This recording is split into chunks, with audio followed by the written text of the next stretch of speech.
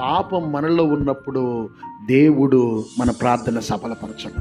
చెప్తున్నాను, నీ చేతులు ఇంకా రక్తంతోనే ఉన్నాయేమో, నీ చేతులు ఇంకా నీ పాప పనులోనే ఉన్నాయేమో, నీ మనసు ఇంకా పాపములోని మిళితమైపోయిందేమో, నీ హృదయం ఒకవేళ పాపముతో నింపబడిందేమో, నీ ఆలోచనలు తలంపులన్నీ పాపములను నిలిచిపోయావేమో, నీ పాపము చేయడానికి పాదములు పరిగెత్తుతున్నాయేమో.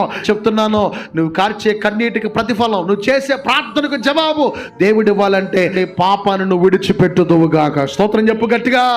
హల్లెలూయా. దేవుడు క్షమించగలడు ఎప్పుడో తెలుసా? విడిచిపెట్టినప్పుడు, ఒప్పుకున్నప్పుడు, క్షమించమని అడిగినప్పుడు, తిరిగి దాని మీద మనసు పెట్టినప్పుడు దేవుడు ఖచ్చితంగా ఏం చేస్తాడు తెలుసా? నిన్ను క్షమిస్తాడమ్మా, క్షమిస్తాడు సహోదరుడు. పాపము నీలో ఉన్నంతసేపు ప్రార్థనకు జవాబు దేవుడు ఇవ్వడు. చేస్తానే ఉంటావు కానీ దానికి జవాబు రాదు. దేవుడు నిన్ను ఎప్పుడు కనికరిస్తాడో తెలుసా? నేను క్షమించబడాలి, ఇది వదిలేద్దాం, ఇది విడిచిపెట్టేద్దాం, ఇక నాకు ఈ స్థితి వద్దు, ఈమె వద్దు, లేకపోతే ఇతడు వద్దు, లేకపోతే ఈ మార్గం వద్దు, ఈ త్రోవ వద్దు అనే మనస్సు నీలోకి ఎప్పుడైతే వస్తుందో దేవుని కృపతో నింపబడే గడియలు ఆసన్నం అవుతాయి. దేవునికి స్తోత్రం చెప్పు గట్టిగా.